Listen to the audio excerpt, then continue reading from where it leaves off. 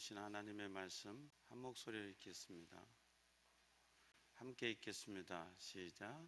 그러므로 형제들아, 내가 하나님의 모든 자비하심으로 권하노니 너희 몸을 하나님이 기뻐하시는 거룩한 산 제물로 드리라. 이는 너희가 드릴 영적 예배니라. 너희는 이 세대를 본받지 말고 오직 마음을 새롭게 함으로 변화를 받아 하나님의 선하시고 기뻐하시고 온전하신 뜻이 무엇인지 분별하도록 하라. 아멘. 기도하겠습니다. 하나님 아버지, 은혜를 감사합니다. 오늘 또 우리를 주님 앞에 불러주시고 예배의 자리에서 하나님 앞에 영광 돌리게 하시니 감사합니다. 우리 예배를 기뻐 받아주시고 우리 각 사람이 주님을 바라보고 믿음으로 승리하고 복음에 달려가는 우리 모두 되게 주시옵소서. 약한 나로 강하게, 가난한 날 부하게, 눈먼 날을 눈뜨게 하시는 주님의 은혜가 우리 가운데 넘치게 주시옵소서. 감사하고 예수님 이름으로 기도하옵나이다. 아멘. 할렐루야. 모든 종교가 나름대로 그 종교 나름의 예배적 행위가 있습니다. 종교 나름의 예배적 행위가 있어요. 그래서 우리가 잘 아는 대로 이제 이 산에 올라가면, 절에 가면 예불을 드려요. 예불. 우리는 예배를 드리는데 예불을 드려요. 사실 예불은 위클리 사이클, 주 단위로 정확하게 정해져 있지가 않죠. 예불은요, 내가 가서 절하고 드리면 되는 거예요. 정규적인 예불은 사실은 원래는 없습니다. 대부분의 종교들이 예배자, 그 신을 믿는 사람들이 자기가 바라는 때 나가서 그 절대자에게 빌고 절대자에게 예배적 행위를 하는 거예요. 그런데 기독교는 예배가 매주 단위로 있습니다. 우리가 예배드리는 예배는 일주일에, 이제 초대교회에는 정규적으로 부활의 아침에 모이기 시작했어요. 예수님께서 금요일 날 십자가에서 죽으셨고요. 토요일 주일 새벽, 그래서 3일 만에 주일 새벽 이른 아침에 부활하셨거든요. 성경에 보면 예수님이 부활하셨다는 사실을 제자들은 믿지를 못합니다. 왜냐하면 믿을 수 없는 사실이었거든요. 여러분, 사람이 죽었다가 살아난다는 게 믿을 수 있는 일입니까? 지금도 우리는 믿기 힘든 일이죠. 한번 죽었다면. 여러분, 사람 죽은 것을 평생에 한 번이라도 보신 분 계십니까? 대부분 보신 분들도 계시겠지만 가족이라든지 또 우연치 않게 사고 현장을 목격했다든지 해서 보신 분도 계시겠지만 거의 우리가 사고 현장을 보기가 쉽지 않고 가족이 돌아가신 것 외에는 이 죽음을 목격하기가 쉽지 않아요.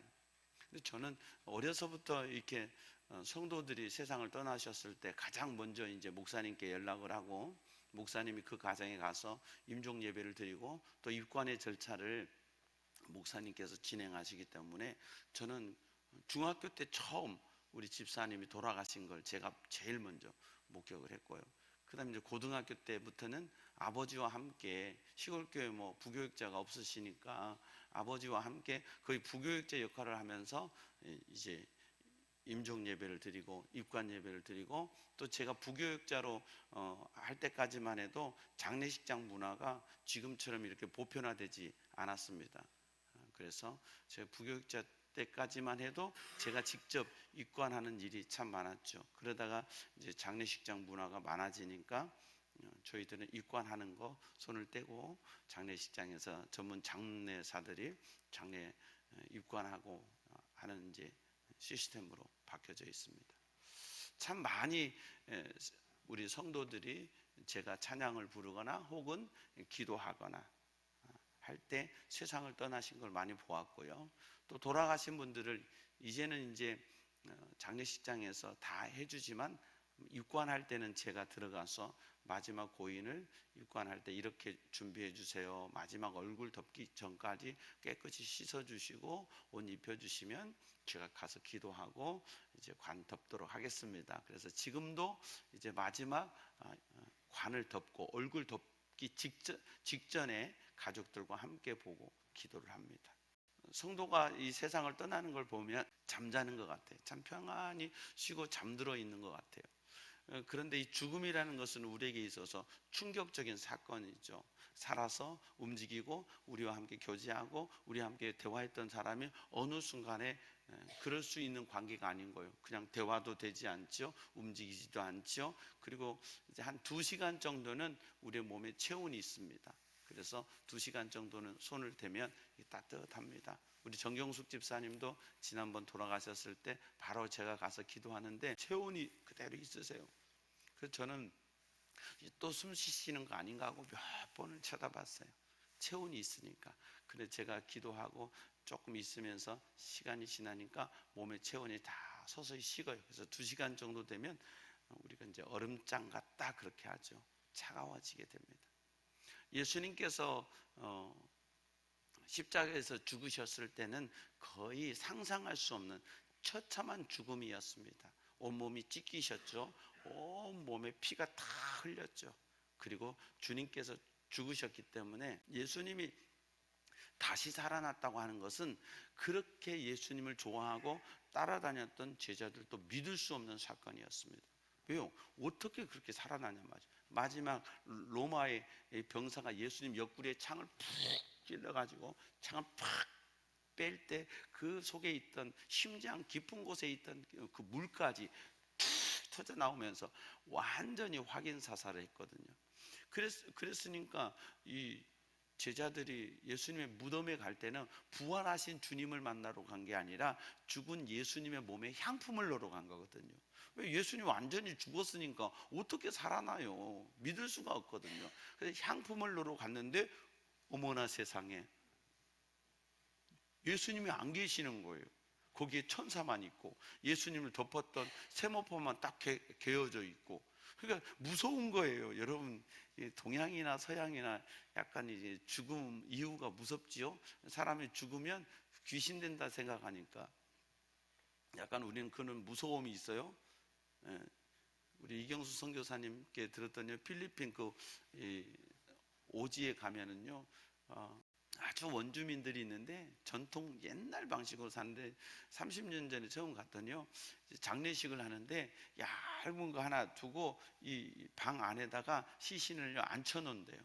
그 앉혀놓고 두 줄로 쫙 앉아서요, 그 가족들이나 동네 사람들이 거기서 밥을 먹는데요. 여러분 별로 감각이 없으시군요.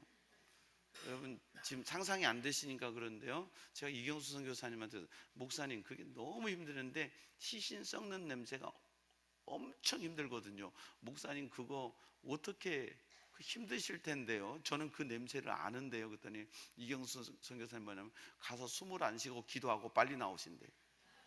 너무 여러분 그 냄새가요, 시신이 썩으면서 나오는 냄새는요, 저도 이제 비유가 좀 약한 편인데 엄청 힘들어요. 근데 생각해 보세요. 가족들이 있는데 제가 입관을 하면서 욱욱하면 얼마나 가족들한테도 미안해요. 저는 정말 그게 힘들었어요. 가족들이 있는데 저의 비위가 막 거슬려서 막 욱욱 올라오는데 그걸 참고 하기. 그런데 그 시신을 앉혀놓고 한 열흘 동안 그렇게 거기서 밥을 먹는데, 그러면요 이 밑으로 물이 흘러내려옵니다. 물만 흘러내려오는 게 아니라 그 엄청난 냄새. 근데 그 흘러내려오는 그 시신 썩은 물을 있잖아요, 그걸 받아가지고 밥을 해가지고 같이 나눠 먹는데 대박이죠. 그래서 이경수 선교사님 먹으라고 주시더래요. 도저히 비유더라. 도저히 못 먹겠어서 이경수 선교사님 도망갔대요.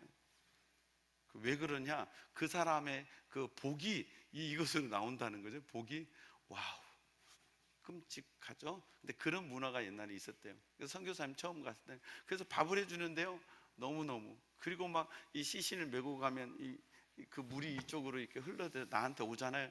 우리는요, 그래서 그 관에다가 그런 경우들이 있거든요. 저도 그런 경험을 해봤어요.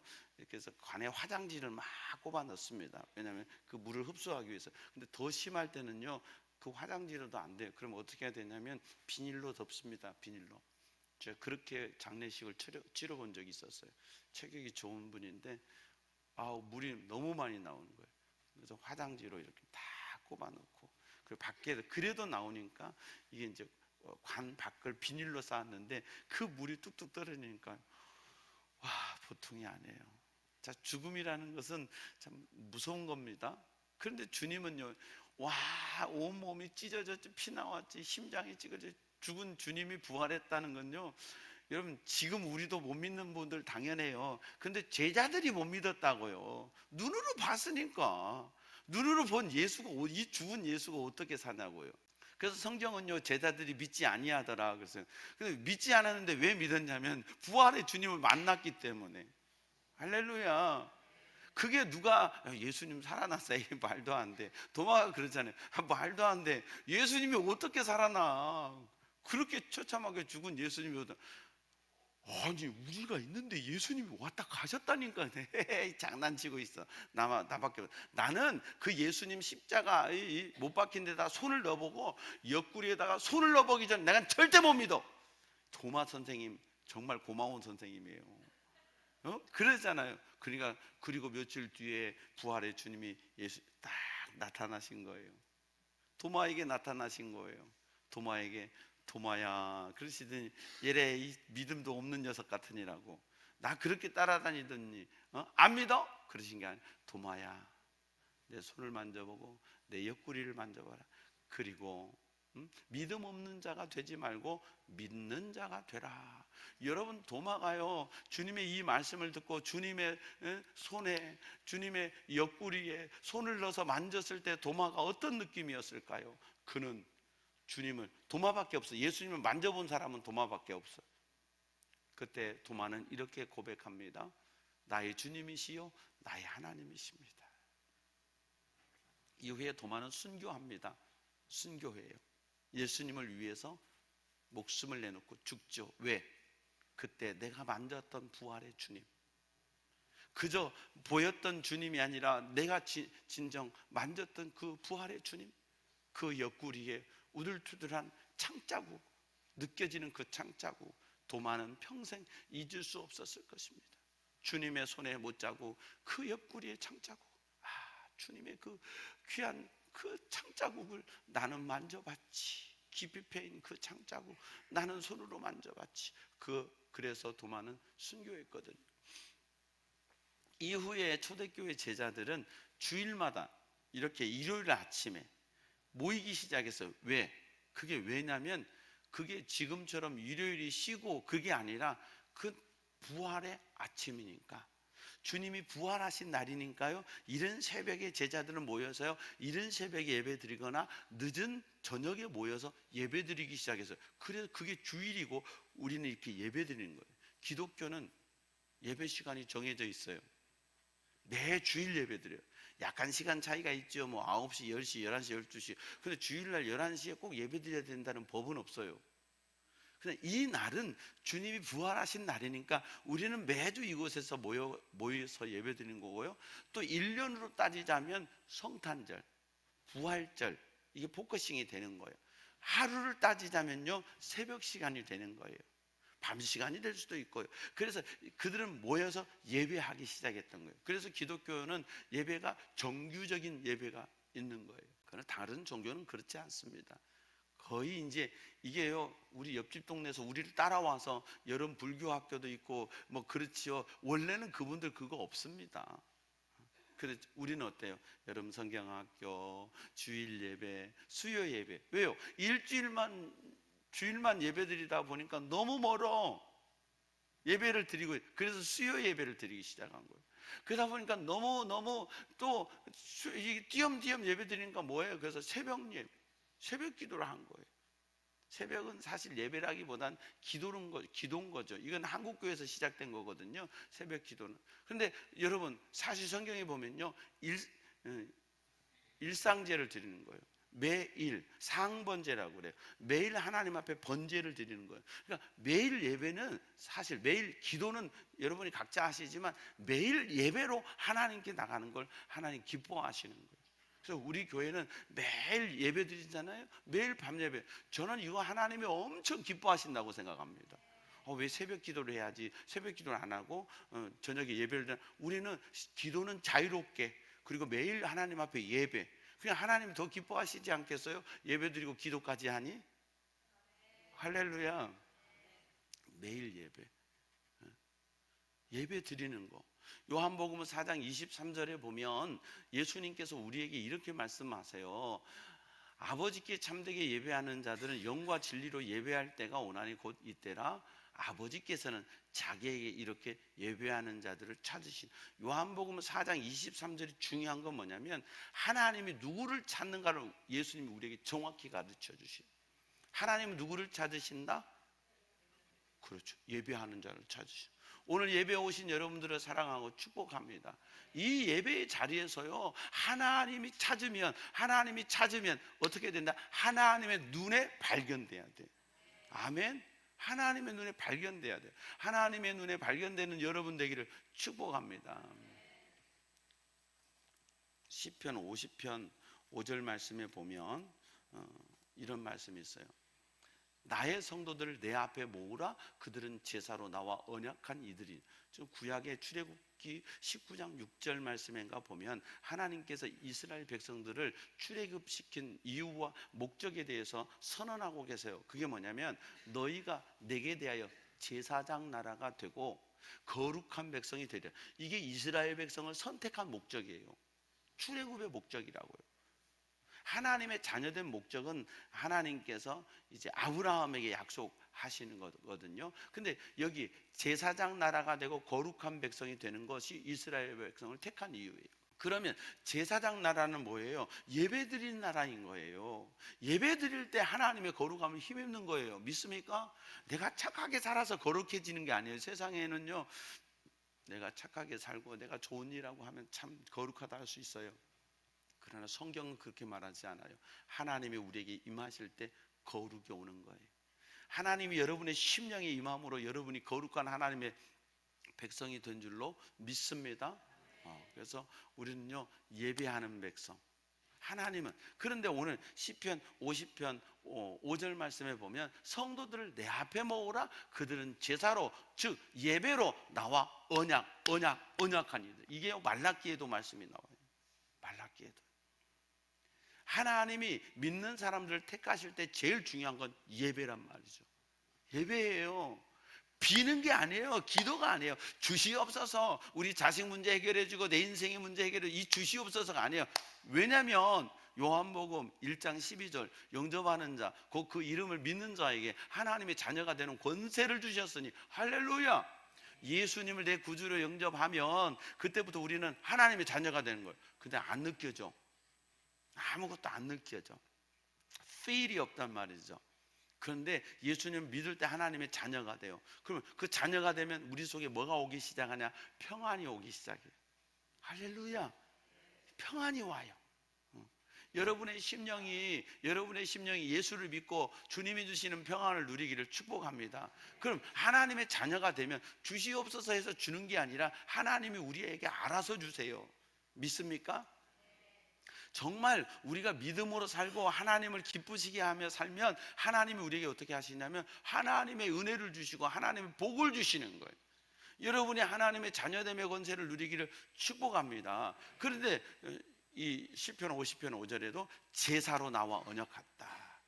그래서 우리는 예배드림을 통해서 하나님께 영광을 돌리는 거예요. 할렐루야. 이 예배를 통해서 하나님께 찬양을 하는 거예요. 그러면 하나님이 우리의 삶을 책임져 주세요. 믿습니까? 하나님이 우리를 책임져 주시는 거예요. 그래서 또 14절 말씀 볼까요? 감사로 하나님께 제사를 드리며 지존하시니에게 내 소원을 갚으며. 하나님께 감사를 드리고 하나님과 약속을 지키는 자에게 주신 축복이 15절에 있어요. 환난 날에 나를 부르라. 내가 너를 건지리니 내가 나를 영화롭게. 정말 예배가, 하나님과 나와의 예배가 바로 서면 우리가 어떻게 됐냐면요, 하나님이 우리의 기도를 응답해 주세요. 교회를 다닐 때 그냥 빌기 위해서, 복받기 위해서 다니는 게 아니라 내가 하나님의 자녀가 되는 거예요. 하나님의 자녀가 되면 아버지 하나님, 마태복음에도 산상수훈에도 야 세상에 안 좋은 아빠도 자식이 떡을 달라 할 때 돌을 줄 아버지가 어딨냐, 생선 달라 할 때 뱀을 줄 아버지가 어딨냐, 하물며 하늘에 계신 너희 아버지일까 보냐. 하늘에 계신 아버지는 좋은 거 주신다. 믿습니까? 그 하나님 믿어야 돼요. 그 하나님 우리를 가장 좋은 길로, 가장 좋은 것으로 인도해 하시고 축복해 주세요. 왜 안 주시냐고요? 여러분의 예배에 문제가 있다는 걸 기억하세요. 왜 나에겐 그게 안 열리냐? 내 예배에 문제가 있는 것을 오늘 깨닫는 시간 되길 바랍니다. 세상에서는요 성공하려고 그래요. 근데요 영적으로는요 예배의 성공자가 돼야 되는 거예요. 근데 사람들이 몰라요. 예배는 내가 드린다고 생각해. 예배의 주인공이 난 줄 알아. 아니, 예배의 주인공은 하나님이세요. 그래서 이 예배가 하나님 받으시기에, 하나님 연락하시기에 기뻐하는 예배만 되면 하늘의 능력이 임하는 거예요. 하나님이 내 삶을 축복하시는 거예요. 하나님 우리를 사용하시는 거예요. 그런 은혜가 여러분 안에 있기를 바랍니다. 오늘 본문 말씀에 보면 사도 바울이 로마서를 16장을 기록하는데 1장에서 11장까지는요 기독교의 복음에 대한 내용이 기록되어 있어요. 그리고 12장부터 16장까지는 그러면 기독교인이 어떻게 살아야 되느냐라고 하는 삶에 대한 문제를 다루고 있는 것이 12장부터 16장까지예요. 여기 두 개 나눠요. 그러면 기독교인은 첫째 예배자가 돼야 되는 거고요, 복음을 아는 사람이 돼야 되는 거고요, 둘째는 예배자로서 살아야 되는 거예요. 이 기독교인이 어떻게 살아야 되느냐라는 문제를 다루면서 첫 번째 뭘 다루고 있냐면 예배를 다루는 거죠. 우리의 삶을 다루는 문제에 있어서 첫 번째가 예배를 다루는 거예요. 너희를 권하노니 너희 몸을 하나님이 기뻐하시는 거룩한 산 제물로 드려. 여기 제물이라는 게 우리가 들을 때는 잘 이해가 안 되지만 유대인들이 들을 때는 확 와닿는 거예요. 제물, 양, 비둘기, 송아지, 하나님 앞에 배 따서 그 내장 불태우고 하나님 앞에 드렸던 제물, 그들 너무 잘하는 거예요. 그런데 그 너희가 하나님이 기뻐하시는 거룩한 제물로 드리는데 어떤 제물? 산제물. 이게 패러독스예요. 이게 역설이라고요. 우리 이제 한문으로 말하면 모순이에요. 말이 안 돼. 제물은 죽은 건데 산제물은 산 것은 살아있다 제물이다. 이게 패러독스라고요. 말이 안 되는 거예요. 제물은 반드시 죽어야 되는 거예요. 근데 여기서 성경은 뭐라고 하면 산제물이라는 거예요. 살아있는 제물로 드리는 법은 없어요. 모든 제사는 다 죽여서 그 내장 빼내고 불태워 드리는 게 제사거든요. 근데 여기서 바울은 우리에게 새로운 패러다임 시프트를 하는 거예요. 생각의 발상의 전환을 시켜주는 거예요. 그게 뭐냐면요, 산제물로 드리는, 산제물. 이게 무슨 뜻일까?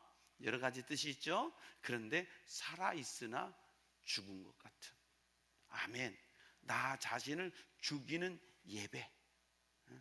내가 내 힘으로 살아가는 게 아니라 나는 죽고 예수로 사는 예배, 예수 그리스도의 피뿌림을 받는 예배.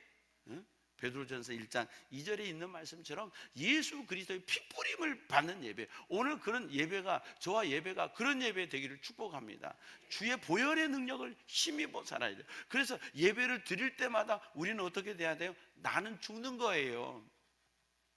뭐예요? 내 생각, 내 계획, 내 뜻 다 죽이고 주님의 계획, 주님의 생각에 포커스 맞추면서 살아가는 거. 우리 인간은 내 생각대로 살고 싶잖아요. 근데 성경이 뭐예요? 내 생각이, 이사야서에 내 생각은 너희 생각과 다름이야. 그러니까 복음의 사람은 내 생각을 하나님의 생각과 맞춰서 살아가는 게 복음의 사람인 거예요. 여러분이 그렇게 하나님과 함께 복음의 생각을 맞추며 살아가는 거룩한 산 제물 되기를 축원합니다. 예배를 드리고 나갔는데 여전히 내 생각이야, 여전히 내 뜻이야, 여전히 내 고집이야, 이건 지금 예수 안 믿는 거예요. 산 제물이 안 된 거예요. 산 제물이 된 건 뭐예요? 나는 죽고, 이 시간에 아멘 하는 타임입니다. 나는 죽고 예수로 살고, 내 생각은 죽고 예수님의 생각이 오고, 할렐루야. 그래서 예배 드리고 나가서는 이제 막 내가 주님 뜻대로 살아야지, 하는 결단을 할 때 주님이 도와주는 거예요. 근데 예배 드리고 딱 나가서 여전히 내 뜻대로 살기로 했네, 내 뜻대로 살기로 했네. 그럼 주님이 도와주신다, 안 도와주신다? 기다리신다. 넌 아직 멀었어. 아직도 네 생각이 네 삶의 주인이잖아. 아직도 너는 생각대로 살려고 하잖아. 그럼 이렇게 멀었다는 거예요. 근데 주님 뜻대로 살기 위해서 몸부림치다 보면 주님이 인도하세요. 역사하세요. 저희가 이번에 필리핀 단기 선교 다녀왔잖아요. 저희 팀이 참 감사했던 건 순간순간 하나님의 이끄심이 있었어요. 아멘. 하나님의 이끄심이 있었던 거예요. 계획하지 않았는데 하나님이 꼭 만나야 될 사람을 또 만나게 하시는 거예요. 그 이끄심 속에서 하나님이 하시는 일을 보면서 참 감사했어요. 우리 인생이 마찬가지. 내 삶에 이끄시는 하나님의 은혜. 내가 되고 싶고 내가 하고 싶고 내가 성공하고 싶은 게 아니라 이 예배의 성공자가 됐을 때 하나님이 내 삶을 이끌어서 하나님의 영광을 위해 우리를 써주시는 거예요. 그런 여러분 되기를 바랍니다. 오늘 교회 오신 여러분들, 오늘 또 예배 자리에 함께 하신 여러분들이 세상의 꿈이 아니라 하나님의 꿈을 꾸고 부르신 곳에서 하나님을 예배하는 예배자의 삶을 살아가는 저와 여러분 되기를 축원합니다. 거룩한 산 제물로 드리라. 이는 너희가 드릴 영적 예배니라. 영적, 육신적으로 죽이는 게 아니에요. 여러분, 몸은요 영혼을 담고 있는 그릇이잖아요. 여러분, 그래서 우리가 무엇을 할 때 몸이 먼저 가는 게 아니라 뭐가 먼저 가요? 그렇죠. 마음이 먼저 가고 생각이 먼저 가는 거예요. 여러분 스스로요 이게 생각을 하면서 살아야 돼요. 생각을 하면서. 사람이 이렇게 자세가 이렇게 어정쩡하잖아요. 건강에 안 좋아요. 실제로 의사 선생님들이 얘기하는데 어깨를 펴고 가슴을 쫙 펴는 게요, 이 중추신경, 여기에 신경이 쭉 내려가는데 이 신경을 딱 펴는 게요, 이게 아주 중요하답니다. 당뇨병 환자들은 대부분 어깨가 안으로 말리고 허리가 약간 숙이고 이렇답니다. 그러면 이 신경 다발이 내려가는 것이 눌리면서 자연히 당뇨가 걸릴 수밖에 없대요. 저 의사 선생님이, 목사님이 저한테 얘기를 하더라고요. 근데 이걸 가슴을 쫙 펴고요, 어깨를 쫙 펴고요, 자세만 잡아도 건강하답니다. 가슴 펴보세요. 어깨 펴보세요. 자세를 쫙 펴고 바른 자세. 살아갈 때도 마찬가지. 이렇게 딱 자세를 바꾸면요, 이 신체 기능들이요 바뀌어진대요. 그런데 우리가 몸을 움직이는 데 있어서 자세 바뀌어야지, 몸 어깨 펴야지 하는데 이 마음이 먼저 안 가면 늘 내 몸은요 내가 편한 대로 가는 거예요. 그래 안 그래요? 이게 내가 익숙해져 있거든요. 근데 의식적으로라고 하죠. 의식적으로 어깨를 펴고 가슴을 펴고 몸을 세우고 바른 자세, 의식적. 생각이 늘 먼저 가야 돼요. 여러분이 뭘 하실 때 뭐냐면 생각이 먼저 앞서가야 돼요. 여러분, 제가 이걸 집을 때 파리 가가지고 아이고 저거 집으로 가야지 하고 파리 갑니까? 내 마음이 저걸 집을 마음이 먼저 가는 겁니까? 제 마음이 먼저 가는 거죠. 그러니까 몸이 따라가는 거죠. 맞아요. 몸은 우리의 영혼을 담아 있기 때문에 우리 영혼이 먼저 가야 되고요, 마음이 먼저 가야 돼요. 영혼을 먼저, 마음을 먼저 드릴 수 있는 저와 여러분 되길 바랍니다. 내가 죽는다는 것은, 여기서 재물이라는 것은 내가 죽는데 내 육신이 죽는 게 아니에요. 내 마음으로, 내 영적으로 하나님 앞에 험불하는 거예요. 겸손하는 거예요. 겸손해지는 거예요. 그리고 내 생각이 아니라 하나님의 생각. 그럴 때 하나님은 우리의 예배를 기뻐 받으시는 거예요. 몸만 와 있다고 예배 드리는 게 아니란 말이에요. 몸 이전에 마음을 하나님 앞에 드릴 때 이 예배를 기뻐 받으시는 거예요. 할렐루야. 그런 여러분 되길 바랍니다. 그런 예배자가 될 때 시편 50편 15절에 뭐라고 그래요? 감사로 예배를 드린 자, 그러면 환난 날에 나를 찾으라, 나를 부르라. 내가 너를 건지리니 내가 너를 건져주는데 네가 그 환난 날에서 건짐받은 것을 통해서 나에게 영광을 돌리게 될 거야. 이렇게 말씀하시는 거예요. 할렐루야. 우리가 예배의 성공자가 되면요, 예배에서 성공하면요, 이 역사가 일어나는 거예요. 이 역사가 있기를 축원합니다. 근데 어떤 예배? 하나님 보시는 예배. 여기서는요 그 영적인 걸 뭐라고? 감사의 예배. 예배를요 오늘 11시니까 시간 됐으니까 예배 드려야지. 나는 목사니까 또 예배 드려야지. 또 나는 교회 안내위원 맡았으니까 예배 드려야지.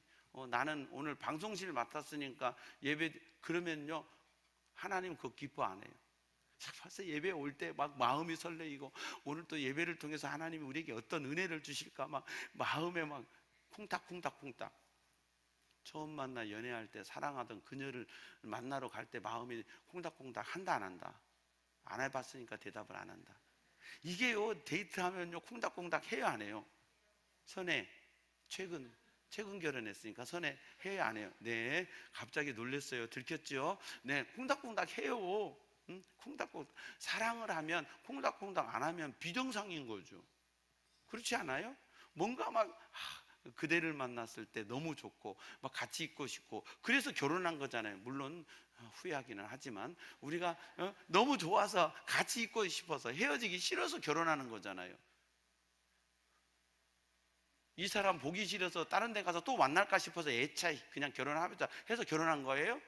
아니잖아요. 막 보고 싶고 또 만나고 싶고 근데 헤어지기 싫고 그래서 결혼해서 사는데 이제 우리는 늘 어때요? 이거 왼수.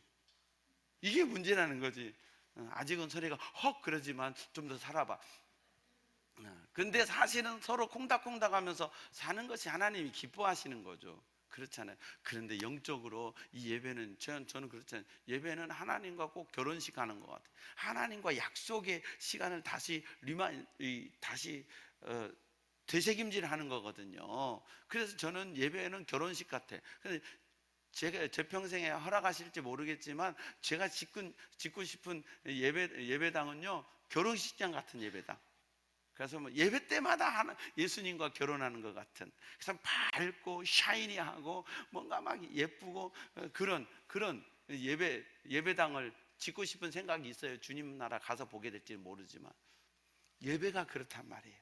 교회 오는 게 설레. 오늘 아침에 교회 오는 게 설렜습니까? 대답 안 하잖아요. 여러분의 막 교회 올 때 오늘 막 너무 좋았습니까? 오늘 새로 오신 분들은 야 이거 내가 교회를 가야 돼, 교회를 가지 말아야 돼, 간다고는 했는데 안 가면 어찌지? 또 가야 되나? 이런 갈등 속에 오신 분도 계셨겠지만 우리 성도들 오늘 올 때 가슴이 설레인 분 여보세요. 대답이 별로 없어요. 네, 오늘 주일이네. 아침에 남들처럼 좀 더 일찍 자야, 늦게까지 자야 되는데 나 얼마 못 잤는데 그러면서 피곤해. 그러면서 와서 찬양대 연습 한번 있다 없다? 있습니다. 있어요. 근데 예배 올 때 어떻게 해야 되냐? 설레야 돼. 구주를 생각만 해도 이렇게 좋거든. 주 얼굴 배울 때에야 얼마나 좋으랴. 사랑하는 주님을 막 생각만 해도 너무 좋은데 이 예배의 자리에서 주님을 만날 거 생각하니까 얼마나 가슴이 콩닥거려. 내 비록 80이 됐어도 막 가슴이 콩닥거리는 여러분 되기를 축복합니다. 내 비록 70이 넘었어도 주님 앞에 나올 때마다 내 가슴이 콩닥거리는 여러분 되기를 축원합니다. 식을 거 다 식고 빠질 거 다 빠가지고 뭐 그냥 이제 전우회로 사는 거지. 부부로 살기는 뭐 그냥 우리는 전우회로 사는 거요. 의리 지키고 막 전우회로 산대. 전우회로 살지 말고 사랑으로 살아야죠. 할렐루야. 예배 드릴 때 기쁨, 감사함이 넘칠 때 기쁨이 넘치는, 감사와 기쁨은 같이 가는 것 같더라고요. 막 감사가 넘칠 때 막 기쁨이 넘치죠. 여러분이 이 예배가 하나님 앞에 감사가 넘치는, 앞으로의 여러분의 남은 생의 예배가 감사와 기쁨이 넘치는 예배 되기를 축복합니다. 그럴 때 하나님은 약속하세요. 환난 날에 나한테 불러. 우린 최근에 이 경험을 했어요. 방중석 집사님을 통해서요. 저는 이 말씀의 보증을 딱 한번 받았어요. 정말 제 마음이 얼마나 힘들었는지 몰라요. 근데 하나님이 시편 50편 15절, 하나님이 제가 차를 타고 운전하는데요, 그 순간 이 말씀을 제게 딱 빗줄기처럼 주시는 거예요. 그래서 이 말씀 붙들고 차 안에서 같이 기도했어요. 하나님, 환난 날에 나를 부르라. 내가 너를 건지리니 내가 나를 영화롭게 하리로다 말씀하셨습니다. 우리가 할 수 있는 것이 아무것도 없습니다. 우리가 할 수 있는 것이 아무것도 없습니다. 하나님 도와주세요. 근데 하나님께서 역사해 주셨어요. 믿습니까? 여러분, 하나님은 예배자를 찾으세요. 하나님이 기뻐하는 예배자 되십시오. 매 예배 자리에 나오셔서 하나님을 향한 감사와 기쁨이 넘쳐서 여러분의 가슴이 설레일 때 여러분의 삶 속에도 하나님이 설레는 일들을 허락해 주시는 거예요. 예배의 감격이 사라져 버렸어. 예배의 기쁨이 사라져 버렸어. 그러니까 내 인생에 설레임이 없는 거야. 왜? 영적인 설레임이 없으니 하나님이 어떤 설레임을 주시나요? 근데 내가 예배의 감격이 회복되고 이 예배가 내가 드리는 것이 아니라 살아계신 하나님 앞에 나의 온 몸과 마음과 정성을 다해서 드릴 때 하나님이 받아주실 때 너는 진짜 예배자구나, 너는 정말 예배드리고 싶어서 왔구나, 너는 내 백성이구나, 그래 내가 너를 책임질게. 제가 여러분에게 말한다고 생각하지 마세요. 하나님이 여러분에게 말씀하세요. 내가 내 인생을 책임질게. 내가 너를 환난 날에서 건질게. 내가 너를 통하여 영광을 받을게. 말씀하시는 거예요. 그래서 예배는 살아계신 하나님 앞에 드리는 우리의 최고의 행위입니다. 이 예배를 통해서 하나님 앞에 여러분 자신의 예배를 드리고 하나님의 눈에 여러분 각자가 발견될 때 하나님은 여러분을 사용하십니다. 그럼에도 불구하고 예배 자리에 와 있기는 하지만 하나님보다는 내가 더 강해서, 하나님을 향한 영광보다는 내 의지가 강해서, 내 고집이 강해서 아직 하나님 앞에 무너지고 깨지지 못했다면 아직도 하나님은 여러분에게 역사하시기가 힘듭니다. 깨닫는 여러분 되기를 바랍니다. 하나님은 여러분과 함께 하시고 여러분에게 복 주시기를 기뻐하신데 이 예배가 습관의 예배가 아니라 언제나 처음처럼 언제나 마지막처럼 감격의 예배, 감사 예배, 설레임의 예배 될 때 하나님은 여러분의 인생을 지금부터 이후로 영원토록 책임져 주시고 천국 가는 그날까지 감사와 기쁨으로 우리의 생애를 붙잡아 주시고 축복해 주시고 은혜 베풀어 주실 줄로 믿습니다. 하나님이 기뻐하시는 예배자 저와 여러분 되기를 축복합니다. 좋으신 아버지 감사합니다. 우리 예배를 기뻐 받아 주시옵소서. 하나님 한 분께 드리는 우리의 마음과 정성과 감사와 기쁨을 다해 드리는 예배 되게 해 주셔서 우리의 삶의 자리에서 하나님의 선하심을 맛보게 하시고 삶의 자리에서 하나님을 영화롭게 해드리는 우리 모두 되게 주시옵소서. 성령님 오셔서 말씀하실 때 내 속에 결단하게 하시고 하나님 내 마음에 믿고 믿음으로 달려가는 우리 모두 될 수 있도록 은혜 베풀어 주시옵소서.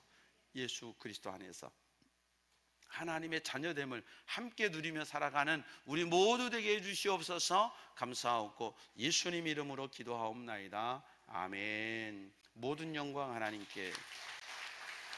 다 같이 일어서셔서 함께 찬양하시겠습니다.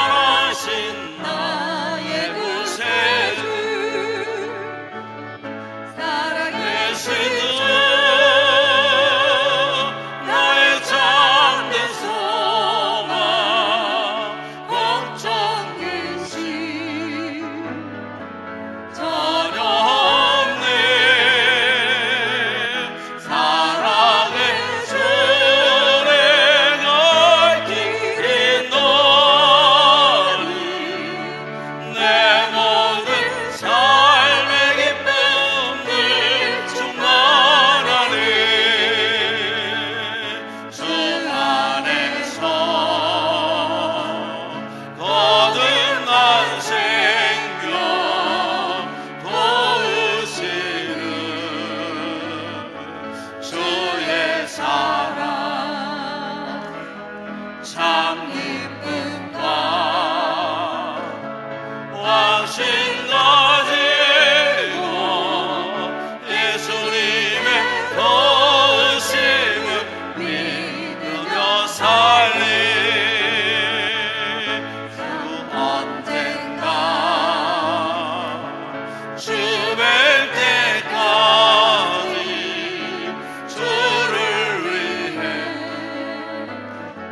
싸우리라. 승리의 길 멀고 매고 주님께서 내 앞길 지켜주시리. 살아계신 주 나의 참된 소망 걱정 근심 전혀 없네. 사랑의 주 내가 길인 너니 내 모든 삶의 기쁨들 충만하리. 여호와는 내게 복을 주시고 너를 지키시기 원하며 여호와는 그 얼굴을 내게 비치사 은혜 베푸시기 원하며 여호와는 그 얼굴을 내게로 향하여 드사 평강 주시기를 원하노라. 지금은 우리 구주 예수 그리스도의 은혜와 하나님 우리 아버지의 무한하신 사랑과 보혜사 성령님의 내주 교통 충만케 하시는 은혜가 하나님이 기뻐하시는 예배자로 살기로 다짐하고 결단하는 주의 백성들 머리머리 위에, 저들의 가정과 삶의 자리 위에, 우리 교회와 이 땅의 모든 교회들 위에, 우리 조국 대한민국 위에, 오늘 또 복음 들고 달려가는 세계 열방 선교사님들 위에 이제로부터 영원토록 함께하옵시기를 간절히 축원하옵나이다. 아멘.